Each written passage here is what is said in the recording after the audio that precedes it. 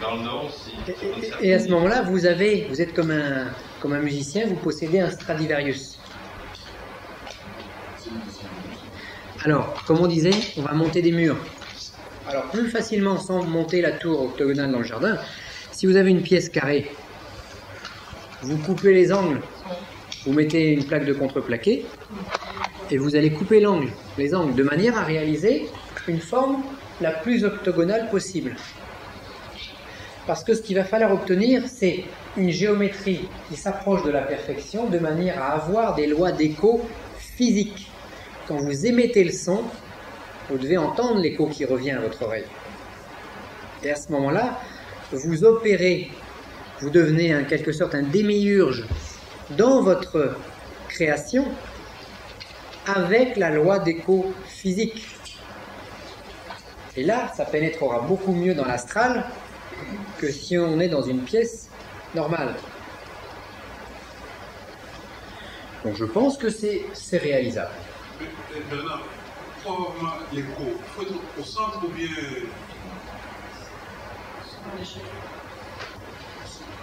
C'est comme au Tyrol, ça va dans les parois. Et tu testes, parce que des fois, un octogone, si on fait une pièce, elle sera jamais parfaitement octogonale. Donc il y a des points de force qui vont fonctionner, et des points de force qui seront muets. Donc à nous de tester les points de force, et de travailler toujours sur le point qui aura un écho, qui va répondre. Et là, vous aurez une première parole physique, un premier son physique, et l'écho, lui, va pénétrer dans l'astral. Et là, quand vous appellerez les anges, ils entendront mieux, parce que vous aurez un haut-parleur qui va projeter la vibration.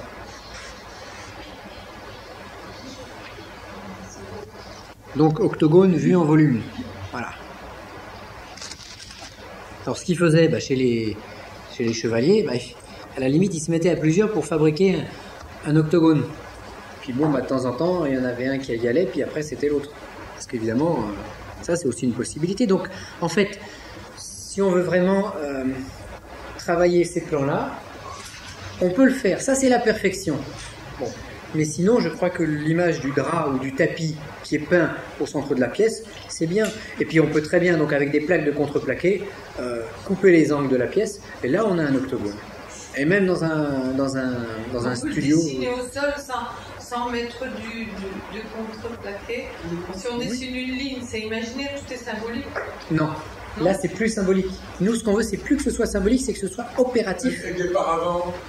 Des paravents, par exemple. 4 paravents, boum, boum. Le symbolique. Je vois la photo... On dit que le nom vaut la chose, alors si on... Ouais. Si j'ai la photo d'une voiture... On peut déposer une planche aux 4 fois. Est-ce que je vais plus vite si j'ai la photo de la voiture dans la pièce? Est-ce que c'est mieux ou moins bien d'avoir vraiment la voiture et de me mettre au volant? Je préfère la Ferrari.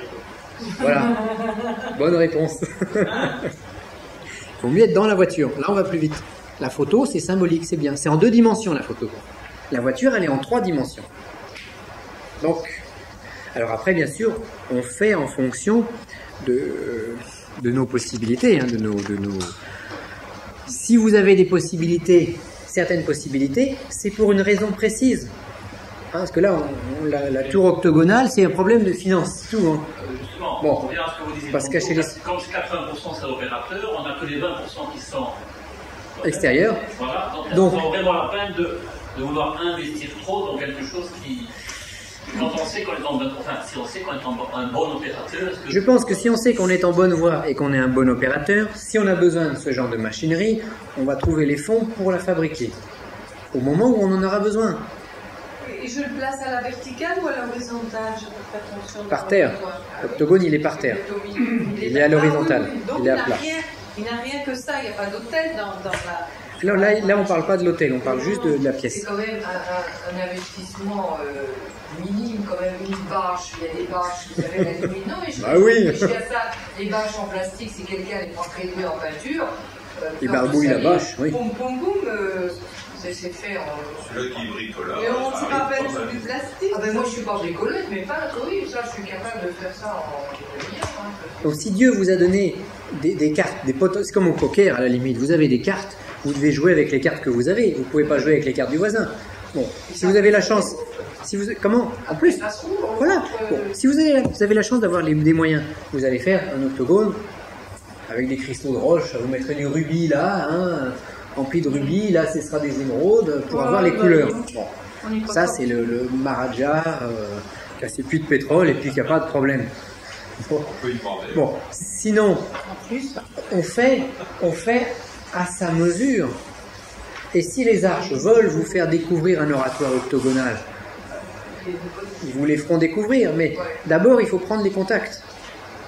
Donc c'est pas... Voilà, je voudrais poser une question. Une fois que le travail est terminé, on peut commencer l'opération tout de suite, ou il faut préalablement charger l'enseigne. On va voir justement si l'octogone doit se charger. Quelle dimension il a? Plus grand possible. Ça ne fait rien la dimension. Le plus grand possible. Si, ça fait quelque chose la dimension.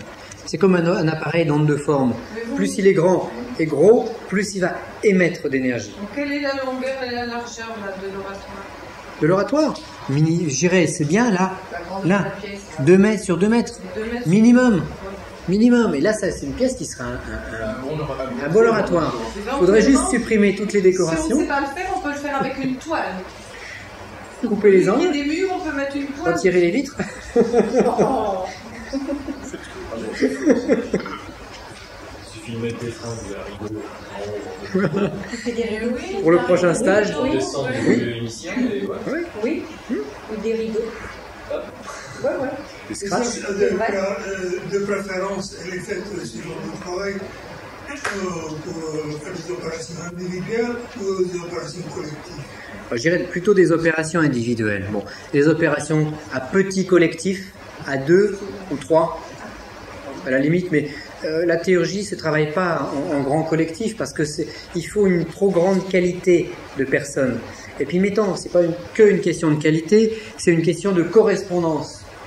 Si moi par exemple je suis bleu, vous êtes rouge, on veut faire une opération ensemble, on est assez éloignés l'un de l'autre. On va avoir du mal.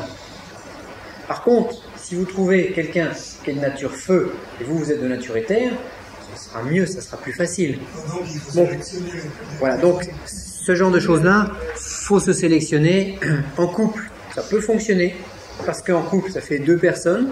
Bon, il y a déjà une espèce d'harmonie qui doit avoir lieu, donc je dirais les rituels seuls, oui. Les rituels en couple, oui. À 3 ou 4, mais guère plus. Parce qu'après, on va avoir trop de différences. Non pas qu'il y en ait qui soient supérieurs aux autres, qu'il y en ait qui soient meilleurs que les autres, mais parce que on va avoir trop de différences.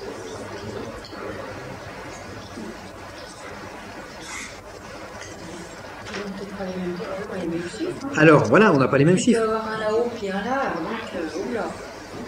Alors, chose très importante.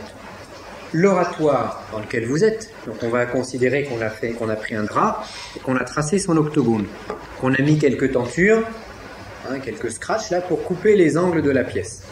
C'est déjà particulièrement mieux que de faire un rituel dans une pièce classique. Déjà, si elle a les angles coupés avec l'octogone tracé au sol, c'est excellent. L'oratoire va devenir une table de la loi vibrante si l'opérateur sait l'émouvoir avec le cœur et l'esprit. Et voilà, donc vous avez vos éléments, votre Stradivarius, votre violon.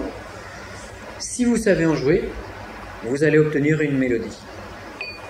Moi, vous me donnez un Stradivarius, même le violon, le top du top, je vais faire crac, crac, crac dessus, parce que je ne sais pas jouer du violon. Donc ça, c'est un Stradivarius. Et faut-il encore arriver à en jouer? Qui est l'artiste, voilà. pour savoir jouer le mélodie du ciel. Voilà. C'est par l'esprit et le cœur. C'est les deux qui vont nous donner la troisième force et la force d'action théurgique. Le cœur tout seul, non, il va partir dans des délires. Le mental tout seul, il ne sera rien déclenché. Il faut les deux. Alors, l'oratoire, c'est la matière première de l'alchimiste. L'oratoire, c'est la materia prima. Donc, c'est une matière à faire évoluer. Alors, c'est vrai que plus on a une materia prima puissante, bien faite, évoluée, possédant les lois de l'esprit en elle, mieux c'est. Mais si l'alchimiste ne sait pas s'en servir, on en revient aux mêmes choses, on n'aura rien. Donc, si cet oratoire est habité par le ciel, il devient un vaisseau céleste, il devient un vase alchimique, un athanor capable d'anoblir l'opérateur qui y travaille. Donc, dans cette chose, nous créons un athanor, et à la limite, la pierre, la materia prima, c'est également nous. Nous mettons dans l'athanor pour obtenir le feu du ciel. Et le feu du ciel, ou le feu secret du ciel, va descendre sur nous et anoblir cette matière brute que nous représentions avant. Ça, c'est de l'alchimie. À propos de l'homme. matière, je peux poser une question. Oui. Parce qu'il y a plusieurs types de matière. Il y a la céramique, le carrelage, il y a le plastique, etc. Oui, Alors, chacun de ces matières, il dégage une force. oui, Et cette force, quand on capte, lorsqu'on capte, on peut orienter ou pas, ça dépend de l'individu et de la personne. oui, oui. Moi, par exemple, avec le carrelage, je sens une force télévique qui me renvoie. Alors qu'avec les forces avec le plastique, je deviens une sorte de générateur d'électricité statique. Oui. Et lorsqu'il y a quelqu'un à côté de moi, il y a un état synthétique, et c'est très mauvais parce que c'est alors, de votre point de vue, à vous, qu'est-ce que vous conseillez? Plus les matériaux seront naturels, mieux c'est. Automatiquement. Vaut mieux du carrelage que du plastique. Vaut mieux de la terre battue que du carrelage. Le parquet, c'est le bois, c'est bien. Et le drap, c'est formidable. Et le En coton. En coton. le drap en coton, Ah oui. voilà. Plus c'est naturel, plus c'est proche de la terre. C'est pareil, un oratoire au 3e étage, oui. Un oratoire au rez-de-chaussée, sur de la terre battue, c'est mieux. Le tellurisme, il passera plus facilement. Après, c'est une question. En fait, vous avez des éléments, à vous de prendre les balles et puis de jongler avec. Vous avez une balle, une verte, une bleue, une rouge, et ben vous les lancez en l'air et puis vous essayez de...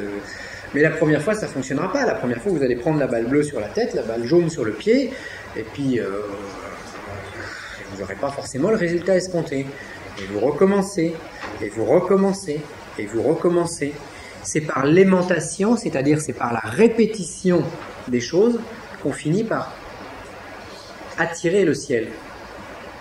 L'anglais, si je veux apprendre l'anglais, mais c'est pas en écoutant un jour une cassette d'anglais que je vais apprendre. C'est pendant des années, si j'ai un professeur qui me rabâche en anglais des choses, donc, ben, petit à petit ça va entrer doucement, doucement, doucement, et à un moment, eh ben, je saurai parler anglais. Et jusqu'à quand on est débutant, quel moment on peut dire stop, ça marche pas ce soir, qu'est-ce qu'il faut faire? Je veux dire, est-ce qu'on le sent? Est-ce qu'il y a une limite? Est-ce que... Oui, il faut être raisonnable. Oui, mais ça veut dire quoi? Être raisonnable, ça veut dire 5 minutes, avoir 3 heures. avoir son équilibre pour chacun. Quand on fait un appel, quand on fait un rituel, moi je pense qu'une demi-heure, c'est bien. 1 heure, c'est bien. Quand un rituel, il se déclenche, des fois vous y passez 2 heures, vous avez...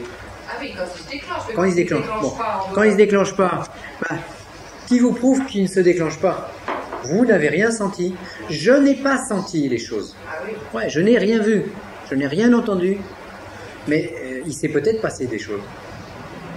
Donc... Ah oui, peut-être pas des représentations physiques, mais qu'à l'intérieur, on les ressentit, enfin, qu'il y ait quelque chose qui s'est passé sans qu'on en soit vraiment conscient. Sans qu'on en soit conscient, sans qu'on le ressente.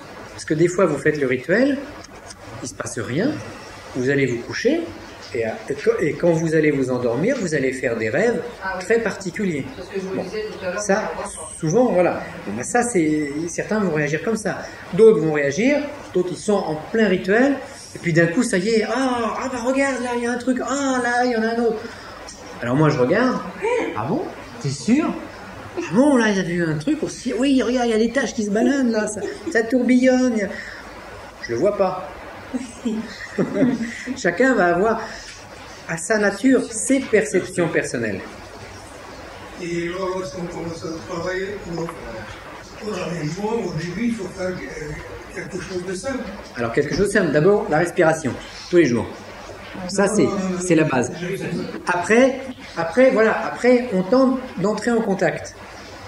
D'emblée, comme ça, le lendemain, on peut faire. Ah oui, puisque... Selon ce que vous ressentez, il faut, bon, si vous attendez d'être prêt pour commencer, dans 50 ans, on continue les stages. Hein. Vous n'aurez rien fait. Alors tant mieux pour moi, mais bon, il faut faire avec les moyens dont on dispose.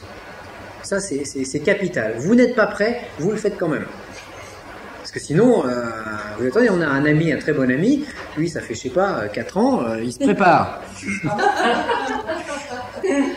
Il a fait tous les stages, c'est bien, il se C'est prépare. un étudiant qui il étudie très bien, Oui, mais je veux pas... il se prépare. Alors un jour, il est venu avec au stage, il a fait le premier stage, j'ai expliqué, deuxième, troisième, quatrième stage, il est venu avec son dessin, son machin, son pentacle, il m'a dit bon alors, c'est bien comme ça qu'il faut le faire. J'ai regardé, je lui ai dit oui, c'est bien, c'est bien. Tu peux faire ton rituel. Bon, il l'a jamais fait parce qu'il sent pas, il sait qu'il n'est pas tout à fait prêt. La prochaine fois. Il y a peut-être peur. Oui, voilà, Oui. je vais dire une sorte Oui, mais on n'est jamais prêt.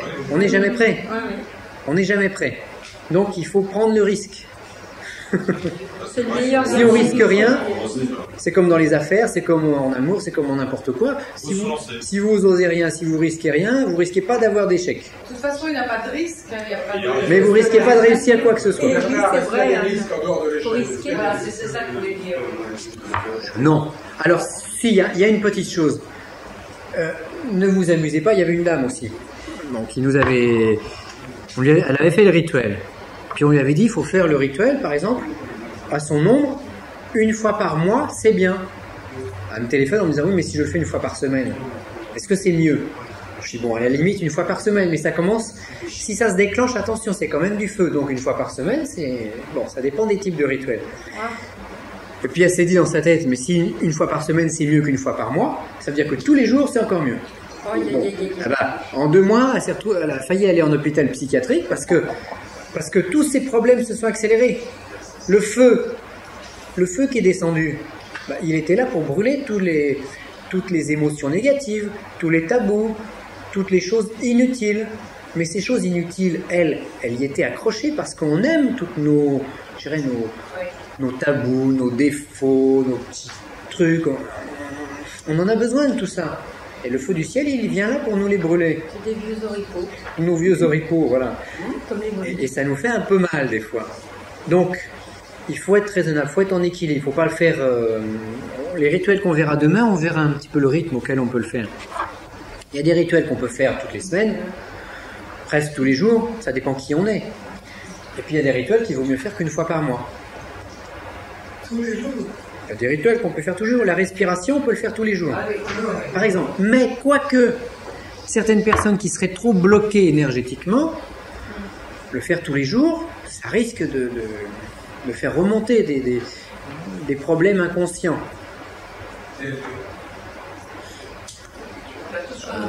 On verra demain des petites choses justement là-dessus. Tout ce qu'on a emmagasiné, ma naissance, je ne me rappelle plus du tout de ma naissance, mais ma naissance, ça s'est passé très difficilement. J'ai eu le cordon autour du cou, à moitié pendu, bon, j'ai failli y rester, je ne me rappelle plus. Mais admettons que ça s'est soit passé comme ça. Traumatisme inconscient. Bon, si je fais remonter trop d'énergie, bah, plus je vais respirer, plus je vais étouffer, disons.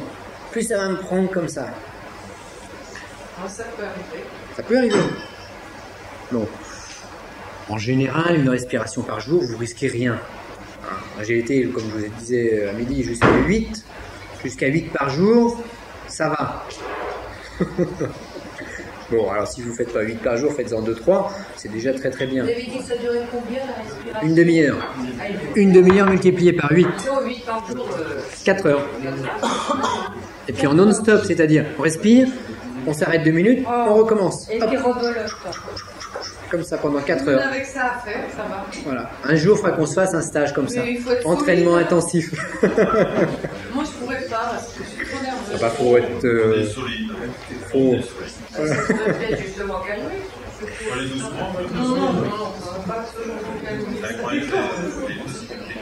Alors, Au départ, Al, on est progressivement.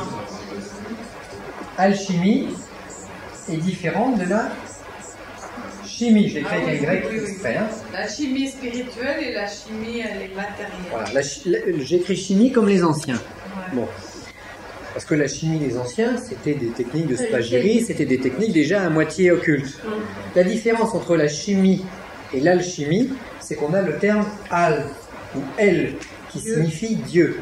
Donc si on fait descendre Dieu dans la chimie, ça devient de l'al-chimie. Ah, mais c'est Allah. Oui. Allah, Allah ou El en hébreu. Ah, ouais. Elle, El, al. Dieu. Voilà, Descend c'est le dans le vocable, c'est le vocable humain. Parce que la chimie elle est beaucoup utilisée par les Arabes. Oui, Oui, aussi, voilà, oui. Mais oui, Ça s'en vient mais dans oui, le Il y a un temps où c'est- Et les Égyptiens, absolument. etc. Les Égyptiens Bon. aussi, mais ça a été... Alchimie, c'est la chimie de Dieu. Donc c'est l'alchimie qui passe par des choses comme ça, pour faire descendre le feu avant d'opérer les manipulations physiques. Alors, c'est vous qui avez dit que les pyramides, c'était pas les Égyptiens qui les avaient fait, c'était les Atlantes. C'est pas, vous n'avez jamais dit Ah, moi ça. j'ai jamais dit ça, non. Je ne sais pas où j'ai trouvé ça. C'est pas moi.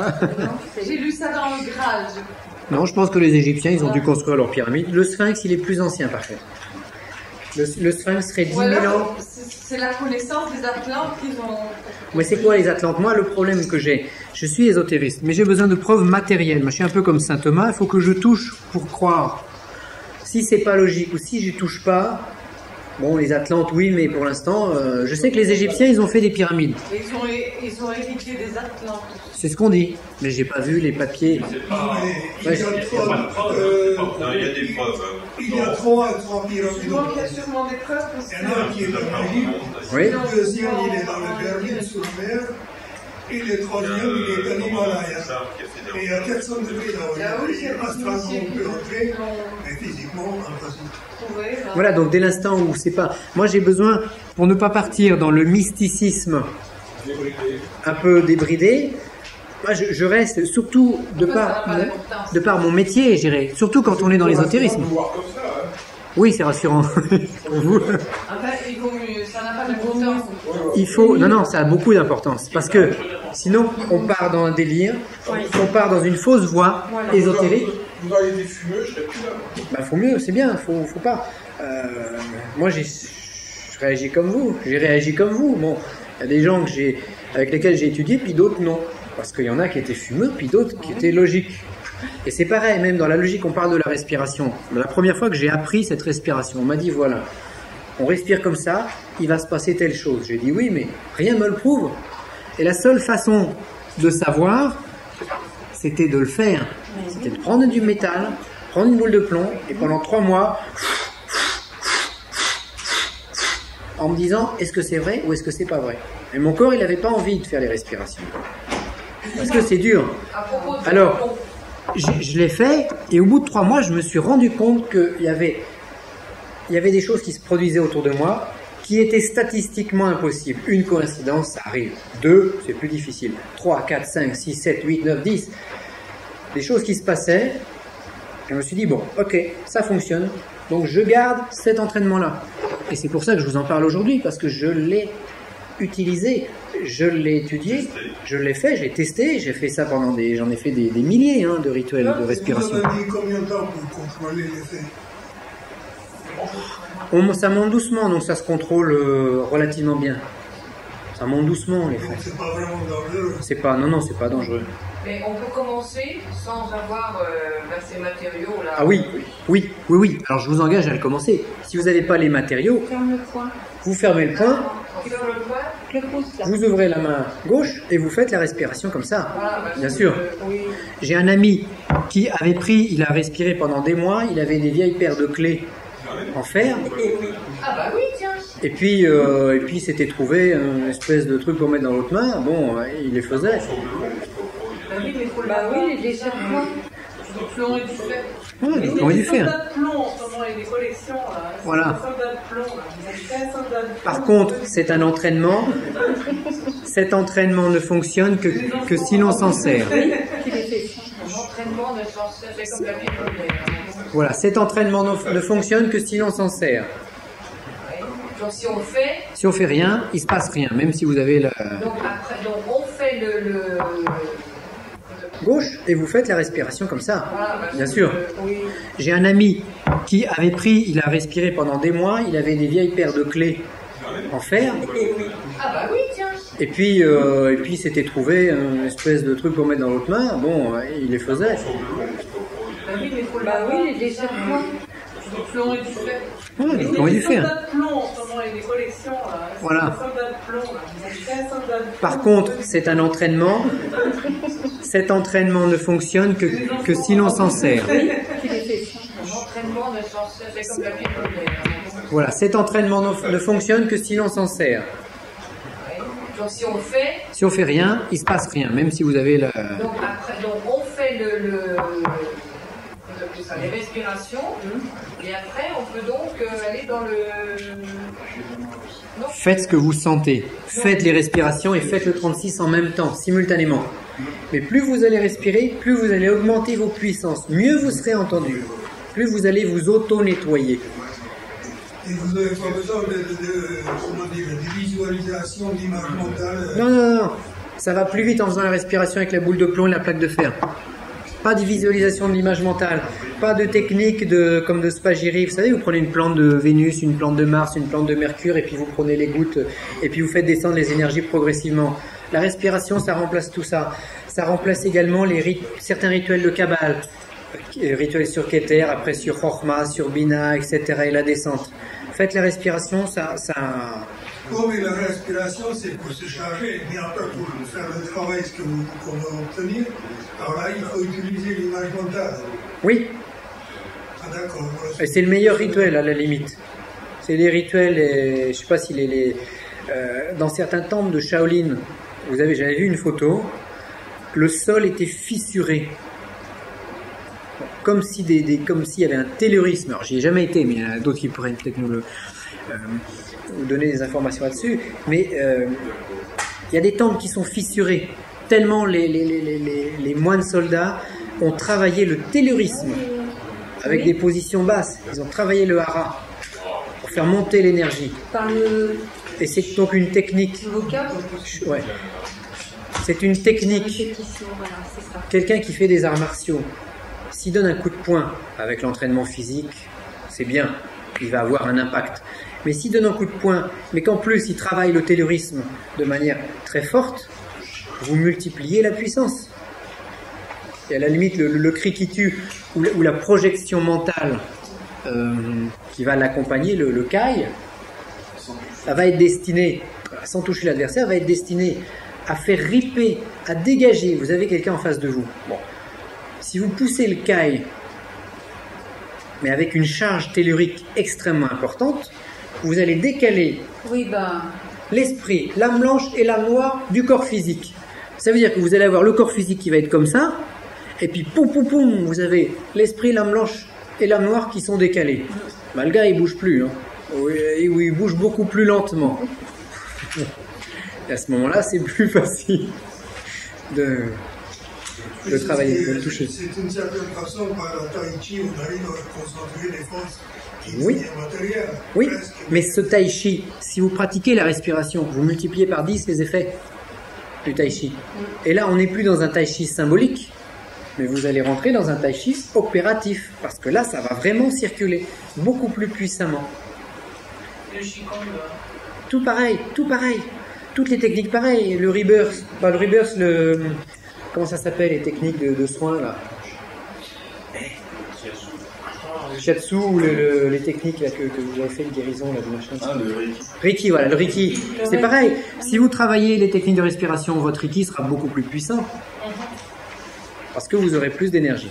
Alors, les outils de la haute théurgie. Alors, le premier outil, l'outil fondamental, on l'a répété plusieurs fois, c'est l'opérateur ou l'opératrice.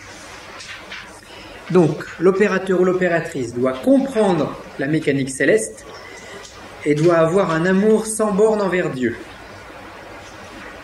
Compréhension, amour, et on pourrait rajouter capacité énergétique. Donc respiration. Avec les trois, vous devez pouvoir déclencher. Si vous ne déclenchez pas, c'est qu'il manque quelque chose. Si on ne déclenche pas avec ces choses-là, bon, ça je vous en parle par expérience, c'est qu'il manque quelque chose à la mécanique. Alors à ce moment-là, vous me téléphonez, on en parle et on essaye de voir à quel endroit vous devez travailler pour rééquilibrer le système. En général, si ça ne déclenche pas, c'est que le cœur, la sensibilité n'est pas suffisamment ouverte. Si ça déclenche de manière anarchique et incontrôlée, c'est que le mental n'est pas suffisamment puissant.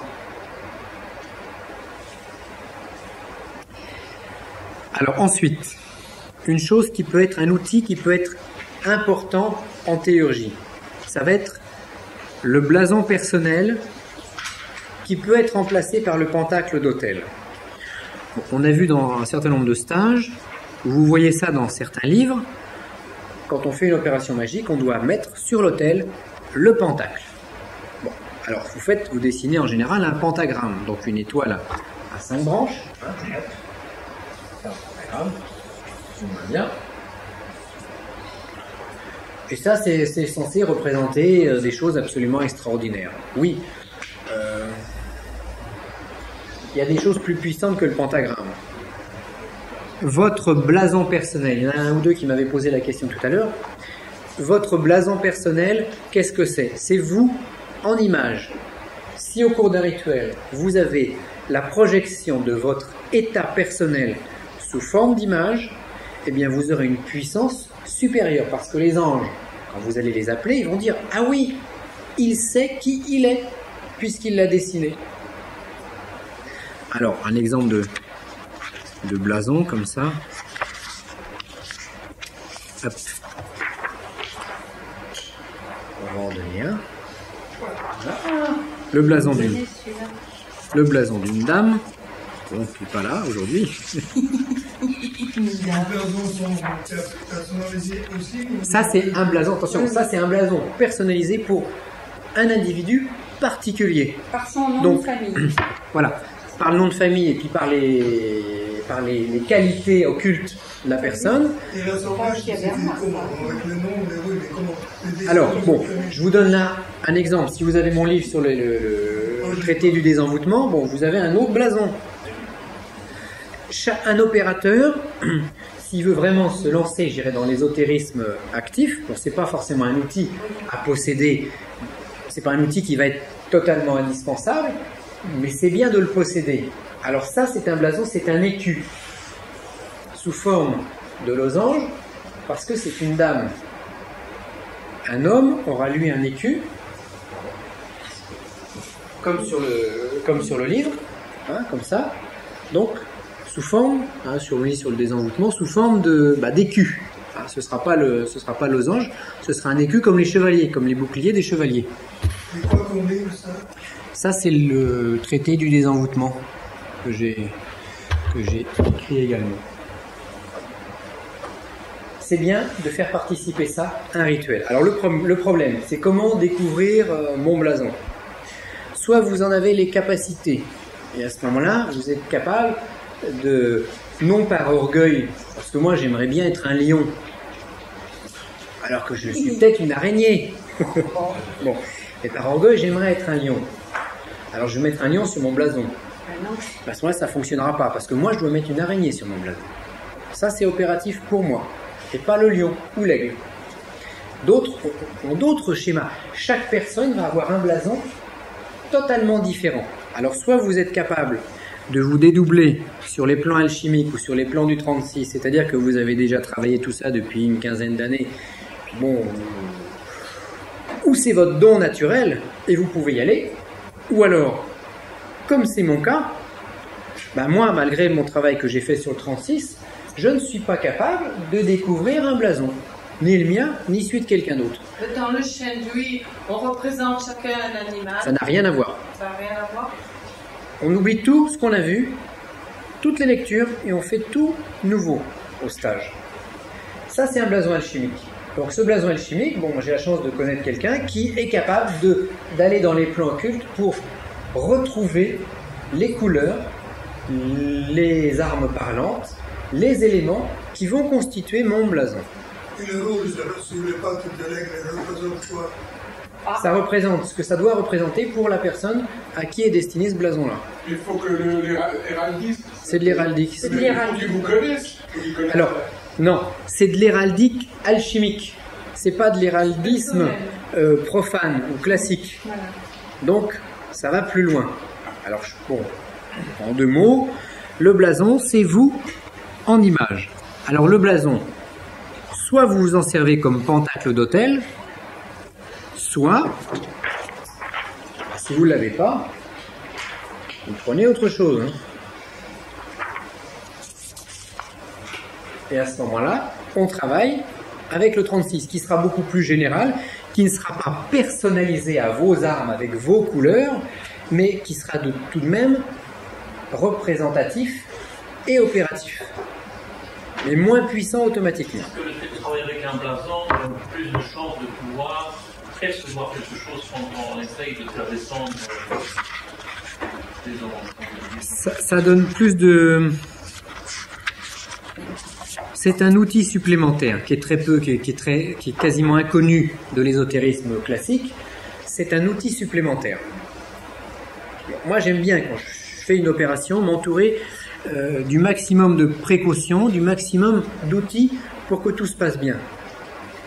C'est pas indispensable. C'est mieux de l'avoir. Quand on fait un désenvoûtement, on reverra ça sur le stage sur l'exorcisme. Par contre, là, si vous faites un désenvoûtement à quelqu'un, il est fortement conseillé de posséder son blason personnel, parce que son blason, c'est également un bouclier de protection. C'est une protection. C'est une espèce d'égrégore familial qui va vous protéger des attaques des ennemis. Alors, 3e point important, les encens. Comme je le dis dans mon livre, il est préférable d'utiliser des huiles essentielles. Donc huile essentielle. Huile essentielle d'oliban ou huile essentielle de myrrhe. Qu'est-ce que le premier que vous avez dit? L'huile essentielle d'encens au Liban. Ah bah oui, je crois que j'ai une bouteille. C'est des gouttes. On les distille ça à partir de... C'est un laboratoire qui fait ça. Ah ouais, je peux pas faire. Mais si tu peux prendre de l'oliban et faire fondre distillé,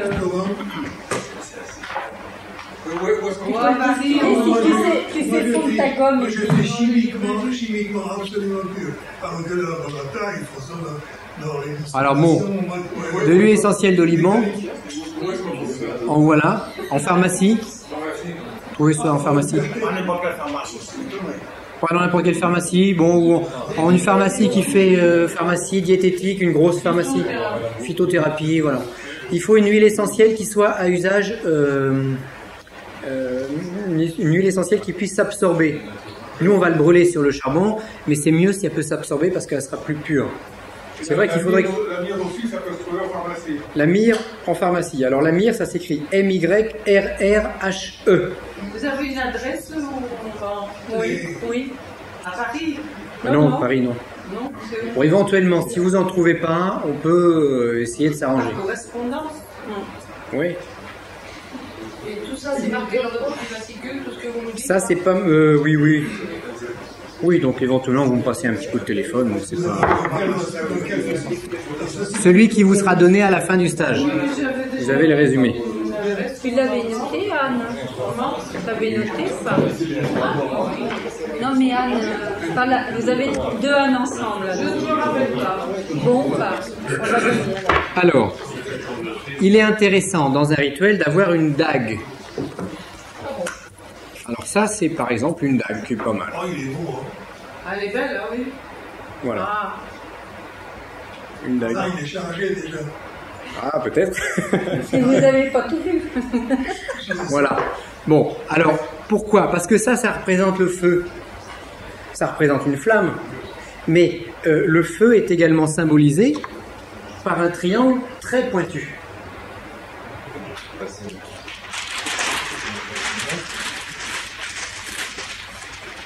Un triangle très pointu symbolise le feu. Le feu spirituel. Donc ça, c'est le symbole du feu. En plus, c'est le symbole de la croix. Là, on en voit pas On retrouve... des comme ça.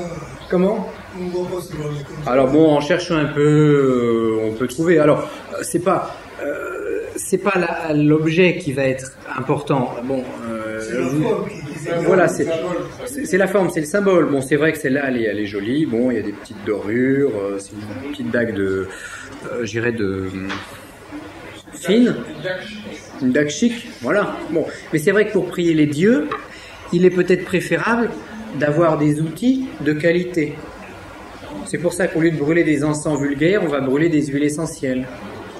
Au lieu d'avoir un couteau, un opinel, je préfère une petite dague comme ça. Petite dague qui coûte, je sais pas, 400 francs, 500 francs. Non, 600 francs. 1100, 1200. Mais la taille, ça ne fait rien, même si elle est plus petite. Une armurerie. Peut-être, oui. Ça dépend où. Plus petite, il faut pas que ça soit de la même longueur que la main. Bon, alors, si vous regardez une dague dans les armureries, allez quand même d'une armurerie à l'autre pour voir, parce qu'il y a des prix. Des fois, on trouve du simple au double. Et voilà, ça dépend si elle est rare, ça dépend le prix du dollar au moment où on l'achète. Enfin. Ou alors on le fait forger, mais alors ça c'est autre chose. Oui, alors forger c'est encore plus cher, vous inquiétez pas. La personne et celle qui Un forgeron pour faire un truc comme ça, il vous prendra entre 5 et 10 000 francs. Ouais, C'est pour ça qu'on a, ouais, facile. Pour ça qu'on a arrêté. C'est trop cher.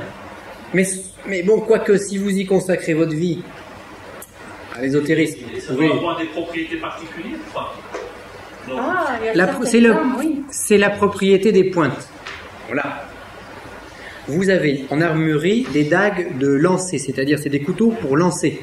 Bon, qui ont cette forme-là, qui coûtent entre peut-être dans les 200-300 francs, qui sont très bien. Elles ont le manche en plastique, elles sont moins belles, peut-être moins finies, mais elles vont fonctionner tout aussi bien. Donc ça, Si on a une dague avec un manche en bois, c'est bien. là en acier, et qu'on grave le blason dessus, le manche en bois, C'est encore Encore mieux. mieux. C'est le summum Voilà. de la chose. Et puis qu'on a la Je dirais couleur bien. qui correspond à son arche, et puis qu'on a des renvois partout, des échos, on peut le coller dessus aussi. Si on sait parce pas. qu'à ce moment-là tu fais un écho, hein, loi d'écho, loi de miroir entre ce que tu sais, entre ta science et les objets que tu vas utiliser. Ah, ouais. Et là, tu prouves aux anges que tu fais pas ce que Laurent Bernard a dit, parce qu'il l'a dit, mais que tu fais les choses parce que tu as compris des trucs. Qui est-ce qui va l'enlever là? C'est moi. C'est moi, Laurent Bernard. La déception, je suis pas tellement connu. Bah, surtout par vous, là. Non, parce qu'il manquait de nom. Et c'est là qu'à la fin, vous nous dites, mais je suis à quel stage, là? Je me suis trompé. Oh, bah mince, ça va. Non, moi, c'est pas vrai, vous avez le premier Vous savez, là, à côté, il y a un stage de comptabilité. Ah bah voilà. Il s'est trompé, c'est pour ça. Alors, les cristaux. Bon, donc on a vu la dague. Alors certains, bon, vont préférer prendre une petite baguette, ce que ça fait la baguette magique. Faites, Comme le vôtre, hein. voilà, faites comme vous sentez. Faites un peu comme ça, ça me sert pour le tableau, parce que autrement c'est mon bras qui passerait devant l'image. Moi j'aime bien la dague, moi j'ai fait beaucoup de rituels avec la dague. Bon, parce que ça permet de faire les gestes, de tracer les signes, de tracer les signatures.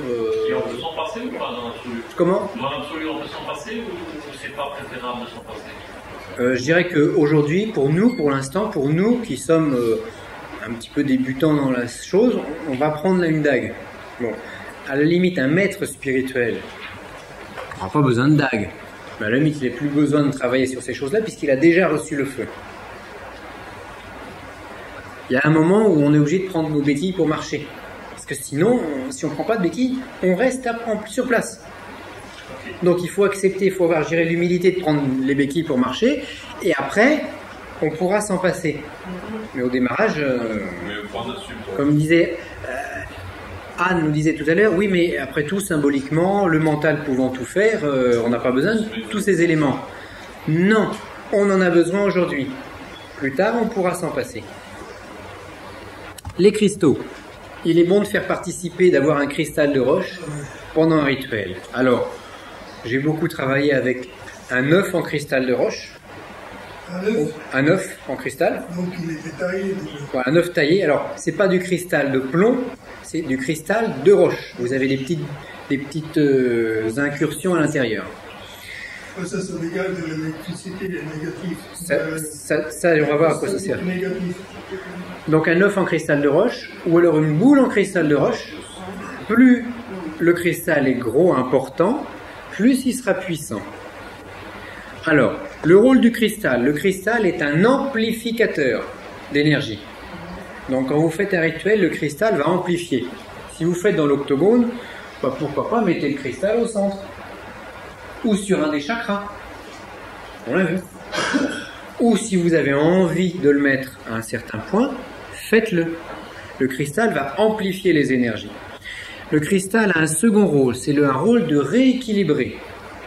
Donc si vous avez des champs énergétiques dans la pièce qui sont un petit peu perturbés, vous allez les rééquilibrer, vous allez tendre à les réharmoniser par la présence du cristal. Alors il faut changer le cristal avant de commencer le travail. À ce moment-là, ce serait encore mieux. Là, on va simplement prendre un cristal neutre. Mais le cristal, il va se charger au fur et à mesure qu'on va le faire participer au rituel. Le cristal est également un concentrateur d'énergie. Il va amplifier ce qui se passe, il va réharmoniser les choses et il va également servir de concentrateur. Et le cristal est un accumulateur. Donc il va également accumuler les puissances. Donc, rituel après rituel, vous allez charger votre cristal. Alors, ce phénomène d'accumulation, c'est également l'un des dangers des cristaux de roche. Parce que si, par exemple, vous avez un problème de charge négative, votre voisin vous en veut et il charge régulièrement négativement votre aura. Vous avez un cristal autour du cou. Pendant un certain temps, le cristal va servir d'accumulateur, c'est-à-dire qu'il va prendre les charges négatives à votre place. Et quand il sera saturé, il va réémettre le négatif. Donc, Même si c'est la personne qui porte, peut capter d'une autre personne.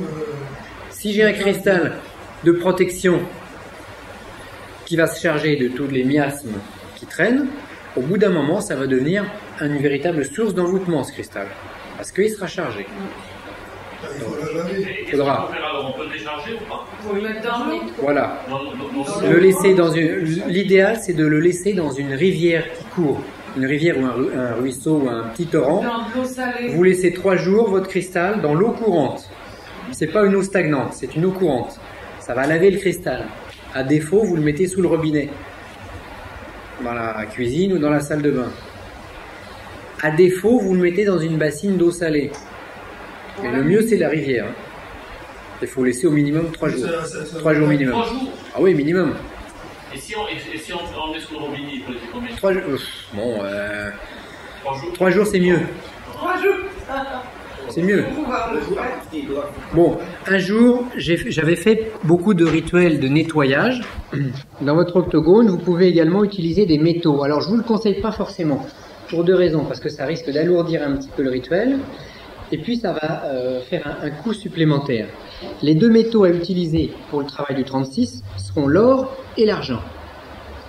Alors, vous pouvez très bien, si vous le désirez, vous faire une petite médaille en or, avec gravé les 36 puissances, soit sous forme de carré, soit sous forme d'octogone. Concrètement, ça servira à quoi? Concrètement, ça fait un pentacle. Oui. Rien que le fait que ce soit un octogone. Oui, parce qu'on a fait des tests avec des amis qui font de la géobiologie. Le fait de porter ça autour du cou, on a un taux vibratoire qui change. Oui. Ah non, celle-là, je la montre pas. On a un taux vibratoire qui va changer. Moi, c'est Bon. la rose. Donc, d'ailleurs, j'en parle un petit peu dans le livre. Et c'est pour ça. Alors, par contre, soit on peut les numérer en caractère arabe comme ça, soit on peut les numérer en caractère grec. On peut le faire en papier et mettre tout ça. Oui, mais bien sûr. Mais en métal, ce sera gravé. Donc, il y aura une rupture de champ. C'est-à-dire que ce sera pas lisse. Ce sera en volume, en forme. Il y aura une onde de forme. Pour pouvoir le faire soi-même. Il y a quelqu'un qui peut faire ça sur commande comme ça? Non. Et puis il y a les On peut, couleurs qu'il faut mettre. C'est mieux en plus si on met les couleurs dessus, oui. Bon, alors moi j'ai un copain qui s'amuse à bricoler des pyramides et puis des objets bizarres. Si jamais un jour vous aviez des objets Qui vous plaît, occultes, vraiment, il peut le faire. bizarres à faire fabriquer, Ah ouais. que ce soit un miroir magique, une dague à faire à la pleine lune à tel et tel moment, etc. Bon, lui, il se plie à ce genre de... Et en émo, et sur des Dans émos, la matière qui convient. Oui. des émos, Oui, oui. Ah, le mieux, c'est le mieux pour la dague. Notre ami vient de nous le rappeler. Le mieux, c'est une dague en or massif. Oh, bah alors là. Parce que là, vous allez avoir une correspondance du métal avec l'or qui va correspondre également au feu et à l'éther. C'est la correspondance métallique, puisque l'or est un métal complet. Je travaille pendant 5 ans pour ça. Hein 5 ans Attends, ouais. Mais là, Mais concrètement, T'as si vu on le poids d'or pratiquait un contact comme ça, exactement orthogonal en or massif, ça protège réellement ou pas? oui, alors ça va avoir un impact. Bon, alors déjà, avant de faire un octogonal comme ça, Noël, hein, vous êtes gentils, copains. La tête. à la fin du stage, on fera la quête. Oh là. C'est puissant. C'est démesuré. C'est puissant. Déjà sur une plaque de métal, sur une plaque de cuivre, nous on a fait des essais sur des plaques de cuivre. J'en ai un petit là, qui traîne quelque part. Voilà. Donc ça c'est une... Non, c'est pas du cuivre, c'est du laiton. Bon, vous pourrez le regarder tout à l'heure si vous voulez. Je sais pas si on le voit. Ah, non. Qu'est-ce que ça représente ça? On va se le faire. Oui, mais. Bon. C'est une petite plaque de laiton gravée avec simplement le carré, c'est pas l'octogone. C'est bien, c'est puissant. Ça protège de certaines choses. Et comment vous le faites? Parce que moi, ce que je connais, il faut un ordinateur graveur pour graver. Ouais, et puis ils vous prennent déjà 10 000 francs pour la première médaille. Parce qu'il faut l'ordinateur pour tout programmer. Est-ce qu'il existe d'autres procédés? Oui, bah là, donc l'ami qui s'amuse à nous faire ça, lui, il fait les gravures à l'ancienne, donc à la main, et après il les noircit à l'acide. Et pas cher, comme ça? Et sur les nourrissants à l'acide. C'est bien. Attention, il n'y a rien d'indispensable, mais l'acide c'est bien parce que c'est un feu. Donc ça va mettre un feu supplémentaire. Et tous les anciens livres, Papius, Eliphas Lévy et compagnie, ils nous proposent de faire les gravures sur les pentacles à l'acide. Parce que ça permet d'avoir un travail du métal différent. Et si on le fait à l'acide, mais à un certain moment de la lune, c'est encore mieux. On passe, voilà. C'est-à-dire, une montante ou une descendante? Pleine lune, c'est plus puissant. C'est joli. Ah, et vous le mettez quelquefois comme ça? Oui. Comme ça, oui, Par exemple, si j'ai besoin d'intervenir dans un cas difficile, je vais mettre une médaille. mais c'est pas nécessaire pour nous pour faire des incantations. C'est pas nécessaire, non, c'est pas nécessaire. Tout ça, c'est des petits outils qui permettent d'avoir de fignoler la chose. Quelque chose d'important. Voilà. Et vous dites pour la pleine lune, ça correspond à quel métal? Alors, ce serait l'argent. Hein. Si on voulait faire vraiment faire entrer une force dans le métal, dans le pentacle, c'est-à-dire faire habiter le pentacle par un esprit, ce qui est encore autre chose, il faudrait le faire à la pleine lune sur une plaque d'argent, et à des moments bien précis. Comme récepteur, l'argent est mieux ou l'or est mieux? C'est-à-dire comme récepteur non négatif? Mais il y en a un qui est solaire et un qui est lunaire. En protection, vaut mieux un solaire, donc vaudrait mieux l'or. Plus. Je dirais le jeu pour avoir un coût moindre, ce serait de faire du vermeil, donc une plaque d'argent avec un ou deux microns d'or par-dessus. Du plaqué, Un espèce de plaqué ou un vermeil. Ça va faire bouillir les ondes. Et l'or et l'argent en même temps, ça brûle les ondes. Parce que les ondes de l'or, c'est l'émetteur, alors que l'argent, c'est le récepteur. C'est l'histoire des Isis. Isis et Osiris, oui. Ah oui, c'est bon. Là, vous avez les deux en un. Mâle et femelle. Tout ça, ça fait un androgyne. Oui. Qu'est-ce que ça fait comme effet? Oui, c'est en grec. En laiton, comme ça a un effet de protection vibratoire. Un peu comme la bague de Ré qui va donner des effets, etc. Bon, c'est un effet en fait par l'onde de forme. Mais un pentacle, c'est pas forcément que ça. Un pentacle, on peut y fixer dedans une puissance. Bon, là, c'est pas un stage sur les pentacles, mais à la limite, demain, on verra des rituels aux 4 éléments qui peuvent servir à fixer une énergie dans une matière. C'est-à-dire métallique. Qui peut être métallique, qui peut être végétale, qui peut être de différentes natures. Est-ce que justement pour les protections, du singe, on peut pas mettre carrément un miroir? Un petit miroir, Ça va pas vraiment. Ça marche en protection. Dans le cas virtuel, c'est pas la micro. Ça va. Ça va pas. Je dirais ça va. Qu'est-ce que ça pourrait faire un miroir? Un miroir, à la limite, si vous avez un mauvais œil, si quelqu'un vous voit et il vous lance un truc, mais direct. À la limite, si vous avez un petit miroir, et plus le miroir est gros, mieux c'est quand même. Si vous avez un miroir, on peut avoir un phénomène de reflet.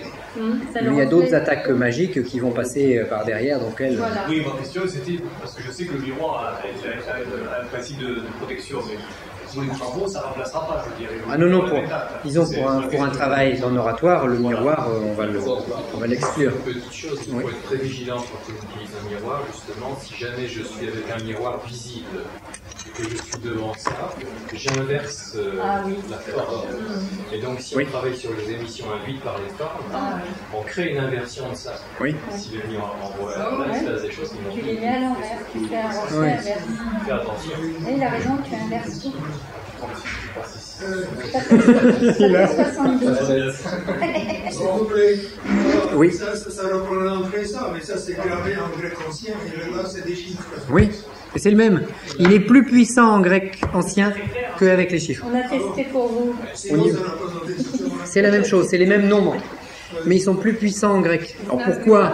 Vous n'avez pas ce papier avec les signes grecs. Si, dans le livre. Si tu as le livre sur les 36? Il est en grec dans le livre. Il est bientôt 7 heures. Et on a bientôt fini. Ça tombe bien. Là, en fait, on a mis en place aujourd'hui l'octogone. Donc avec ses lois de miroir. Et puis bon, de toute façon, si vous travaillez sur l'octogone et sur le 36, vous en avez encore pour 10 ans à bien tout débroussailler. Bon. Demain, on va voir des rituels. C'est pas tout à fait fini, mais presque. Demain, on va voir des rituels qui pourront s'exécuter dans l'octogone ou pas. À la limite, c'est deux parties qui peuvent s'emboîter, qui vont se multiplier l'une par l'autre, mais qui peuvent s'utiliser séparément. L'encens, là, ça se... L'encens, c'est une matière chaude. Faut un charbon, bien sûr. Charbon. Si l'huile essentielle, ça peut être aussi dans un diffuseur. Alors, bon, voilà. Alors là, on peut avoir un petit détail technique.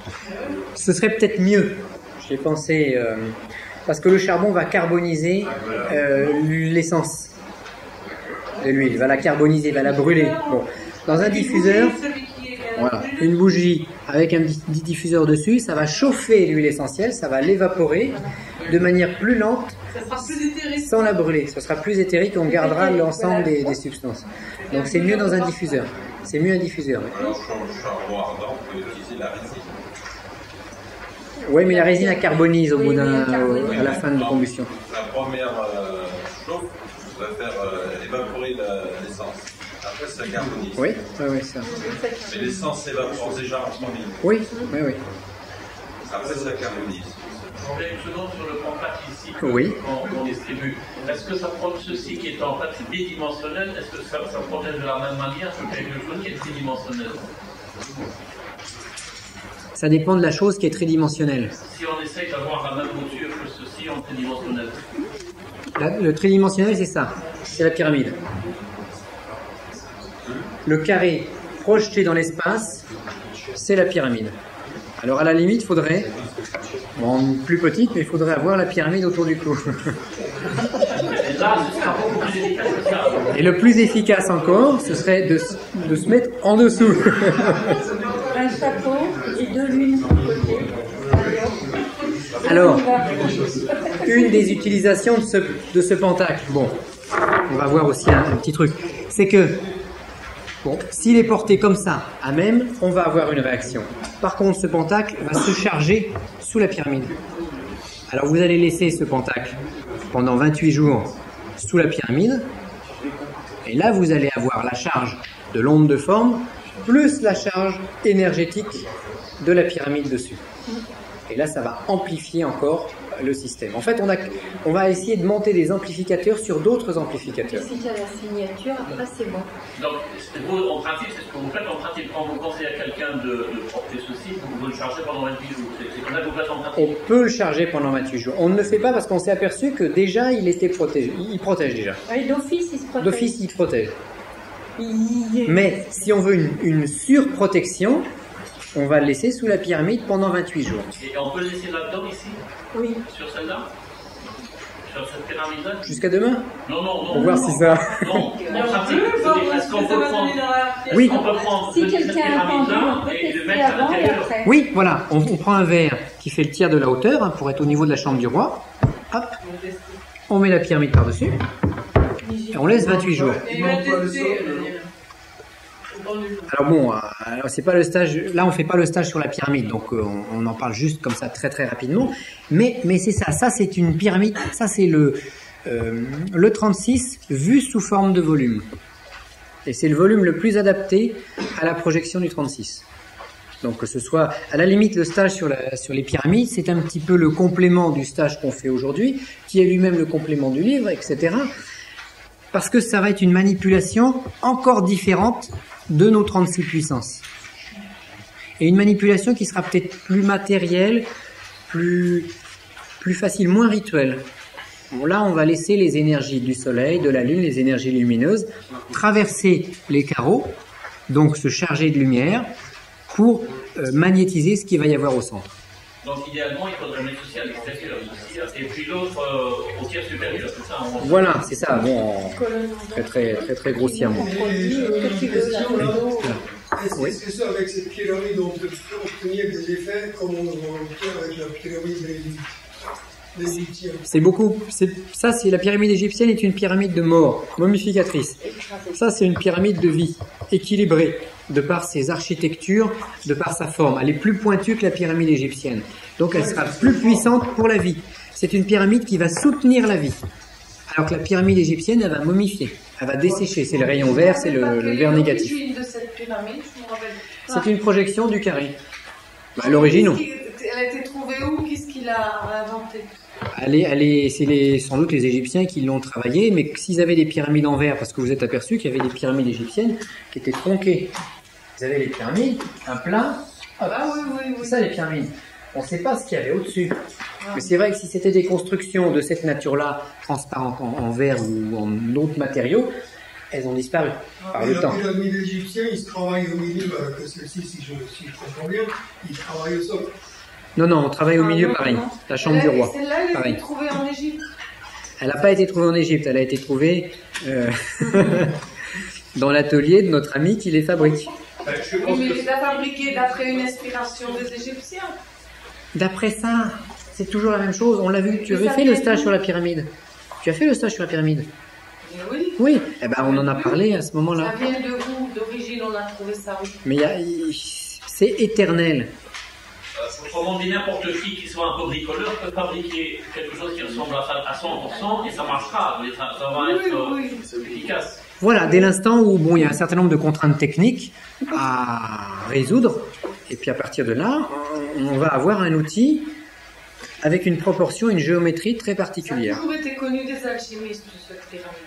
Celle-là, bah non, parce que j'ai beaucoup d'amis alchimistes qui ne la connaissent pas. Ah bon? Alors, par contre, elle est très intéressante à utiliser en alchimie, parce qu'un produit, vous mettez dedans, il se dynamise. Il se dynamise beaucoup plus puissamment que dans les pyramides égyptiennes classiques. Spagyrie, ouais. La spagyrie, oui, pour un élixir. Ah ouais. Alors. Parce que la spagyrie, c'est la petite sœur de l'alchimie. Spagyrie d'abord. Tu dissectes ta plante, tu la fais macérer, tu la fais brûler, tu la laves, tu récupères les sels qui correspondent à chaque plante, tu auras des formes diverses. À la limite, Ensuite, tu auras l'alchimie que quand tu... À la limite, la spagyrie, c'est une forme de chimie spiritualisée. Bon, sans le al devant. Alors, la dernière chose, donc l'oratoire, on a vu l'opérateur, premier élément, le blason, deuxième élément, les encens, la dague, cristaux, éventuellement le métal, bon, on peut rajouter. Les symboles, le symbole c'est l'octogone que vous allez tracer qui est par lui-même une symbolique très puissante. Et donc, Par contre, on peut essayer de créer cet oratoire sur un haut lieu. Alors, pour amplifier encore la chose, nous savons, les gens qui travaillent le tellurisme savent qu'il y a des endroits où le tellurisme est plus puissant que d'autres. Vous avez des geysers d'énergie tellurique à certains endroits. Eh bien, si vous montez votre tour octogonale en ces lieux, vous en multipliez encore la puissance. Chose quand même pas très facile. Chose qui n'est pas très facile. Il y a des gens qui disent que parfois on a des énergies telluriques négatives, c'est vrai ou pas? Oui. De toute façon, un trop plein d'énergie, c'est négatif. Le Curie. Si je suis sur un lieu... Le Hartmann, c'est les mailles normales. Donc ça veut dire que le fait de construire à des endroits où il y a beaucoup d'énergie n'est pas toujours un élément positif. C'est un élément positif pour faire de la tellurgie. Bernadette, c'est un élément... Voilà, c'est ça. C'est un élément positif pour faire de la tellurgie, mais pas pour y vivre. D'accord. Parce que y vivre, ça devient trop chargé. C'est infernal. Par contre, pour faire un rituel, là, vous disposez d'une puissance qui vous monte vers le ciel. Résider sur un lieu, avoir sa maison construite sur un haut lieu, c'est pas bon. On pète les plombs. On pète complètement les plombs, on devient fou, on fait des cancers, on est malade, donc ça va pas. Ou alors, il faut des êtres capables de supporter cette charge. Oui, mais encore, même des êtres capables de supporter cette charge, bon, rare. Il en existe. Il en existe, oui. Il existe des enfants autistes qui ils vont dans ce lieu-là, ils se rechargent avec les fréquences et pouf, il faut dégager la foudre ou la tempête. Oui, bah oui, bien sûr. C'est des lieux de pouvoir. Hein. Comme on disait, la respiration, c'est le petit dragon. Et ça, c'est des grands dragons aussi. Parce que ça, c'est des points de geyser. Donc c'est vrai qu'un enfant ou un adulte ou un opérateur qui va se mettre là-dessus, pourquoi croyez-vous que les Celtes, ils ont mis des menhirs, ils ont planté des menhirs à des endroits? Ben, c'était pour amplifier les puissances. Et puis comme ça, quand ils se faisaient des guerres occultes entre opérateurs ou entre clans, eh ben, ils se mettaient des gros coups. Là, c'était des vrais envoûtements. À la limite, les envoûtements d'aujourd'hui, c'est beaucoup moins fort. Mais un opérateur qui va s'amuser à faire des choses sur les menhirs qui sont encore en activité, parce que la plupart ils sont désactivés, bah, vous disposez d'une énergie colossale. Faire le bien ou autre chose. Ça se met sur la fréquence, c'est exactement 10,35 Hz à la seconde. Ouais, d'accord. C'est-à-dire non audible, non visible, il faut des appareils spéciaux parce que c'est très basse, la fréquence, il faut des appareils spéciaux pour pouvoir mesurer. Et géographiquement en français ou à quels endroits ça se trouve, je pense Ah oui. Oh, les opérateurs, ils en ont flairé un ou deux comme ça. Il faut faire attention parce qu'il y a des menhirs qui ont été déplacés. Voilà, déplacés. Oui. Donc, Ou inversé. Ils n'ont plus la... Oui, oui. 90% des menhirs sont plus dans sont désactivés ou sont inversés ou sont plus opérationnels à ce niveau-là. Joachim, ouais. Bernard, disons les anciennes églises, hein. Oui. Bon, l'hôtel là, Il est déplacé. vous avez l'hôtel quoi. Si, c'est déplacé. Les anciens hôtels. C'est pas le croisement des choses comme des... Ah mais, ils sont déplacés. Non mais il parle des anciens hôtels, il parle de l'ancien, il parle pas des nouvelles. Les anciens ont été bougés et mis dans les églises vaticanes catholiques. Les églises ont été bougées. C'est-à-dire l'axe tellurique lui-même qui donnait l'énergie aux hôtels avant, il y a 1 ou 2 siècles, ont été bougés il y a 50 ans, 60 ans, ils ont été mis. D'ailleurs, tu as des trous. Moi, j'en ai une église vers chez moi. Tu as le trou. Je me suis mis dessus. J'avais les jambes comme ça. Parce que j'étais sur le véritable point tellurique. Et l'hôtel a été mis plus bas. Et qu'est-ce que vous avez senti quand vous étiez... Parce que le prêtre, lui, quand il faisait sa messe, pour justement avoir la transsubstantation du pain et du vin en énergie, en fait, il pratiquait le même système que tous les initiés de tous les temps. Il se mettait sur un point tellurique pour obtenir la transmutation. Alors, quand on a voulu déconnecter le système chrétien, le pape a dit qu'il fallait changer les autels. Il fallait changer les autels de place, qu'il fallait plus faire la messe face au nord ou face à l'est, mais face au public. Pour que le public voit ce qui se passe. Et ça date de Vatican II. Oui, c'est récent. Même dans les églises romanes, Pas tous, mais bon, on a bien amoindri la puissance énergétique. On en a un qui a refusé de bouger son hôtel. Je le sais parce que c'est à côté de chez moi. Et il a été contraint et forcé, un curé du Vatican, contraint et forcé par la force de le déplacer. Il refusait de l'enlever. Et j'ai été sur l'emplacement même où il y a le trou, il y a encore. Et je peux dire qu'il y a de l'énergie, parce que j'allais me trouver mal par terre. Tellement l'énergie a passé là. Et qu'est-ce qu'on déplace concrètement? Qu'est-ce qu'on enlève? On déplace l'hôtel carrément. Tout l'hôtel. Tout l'hôtel, et on l'a mis un petit peu avant. Oui. Comme ça, il n'y a plus d'énergie. On débranche. La messe n'est plus faite sur le point le plus puissant, elle est faite ailleurs. Donc c'est comme si on débranche le magnétophone. On débranche la prise électrique de la télévision. Une pierre sur le point tellurique pour aller se recharger. Et ça existait même à Notre-Dame-du-Puy. Il y avait une vierge ancienne et il y avait une pierre. Et puis ils l'ont enlevée naturellement. Une vierge noire, oui, c'est le tellurique. Oui, une pierre de guérison, quoi. C'est ça, voilà. Vous avez déjà été dans la cathédrale de Chartres? Alors là, j'ai habité Chartres, le labyrinthe. Mais ils ont enlevé la plaque de cuivre, ils ont enlevé le disque solaire. Il y a un puits. Et alors, lorsque vous mettez dans la main dedans, vous êtes traversé par la froid. Et si vous êtes nerveux, ça vous enlève votre... Oui, tu sais la Vierge Noire qui est à Chartres où il y a plein de bougies avec l'enfant. Eh bien, elle donne, c'est le pilier de la Dame Notre-Dame de Chartres et c'est là où passe le courant tellurique.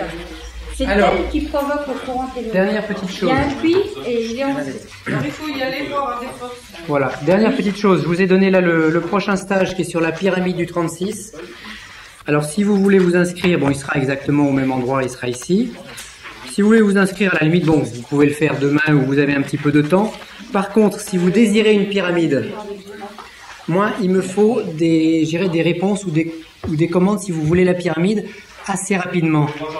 Parce que voilà, vous c'est noté de toute façon, vous deux. Ouais. Parce qu'il faut 1 mois de fabrication. Donc moi, dès que j'ai fini le stage, je téléphone à l'ami qui est du côté de Sainte, là. Je lui dis voilà, il me faut 10 pyramides, il me faut 15 pyramides pour le prochain stage. Et les pyramides ne peuvent pas voyager par la poste. Donc elles seront livrées au stage. Donc si vous en voulez, vous réfléchissez ce soir. Hein. C'est du plomb, voilà. C'est en plomb, c'est du verre plein. Bon, alors il y a beaucoup de problèmes techniques pour la fabriquer parce que si vous essayez, vous pouvez essayer de la fabriquer cette pyramide, mais vous allez vous heurter à un certain nombre de problèmes qui fait que... Qu'est-ce que tu veux dire? Tu veux dire quoi? Bon, alors... Je peux la faire en papier transparent. Mais oui, on peut la faire en papier transparent, mais elle va faire soupe. Donc voilà, ok. Là, elle est en verre. Là, elle est en verre. Alors, c'est du verre. C'est pas du plastique. C'est pas du plastique, c'est du verre. Donc, il y a 4 triangles de verre qui sont collés l'un sur les autres. Venez la voir avant de partir. Là, vous jetez un coup d'œil dessus et puis vous la touchez. Comment? Il est sur le bon de commande. Alors, 1500 francs la pyramide. Combien? 1500 francs.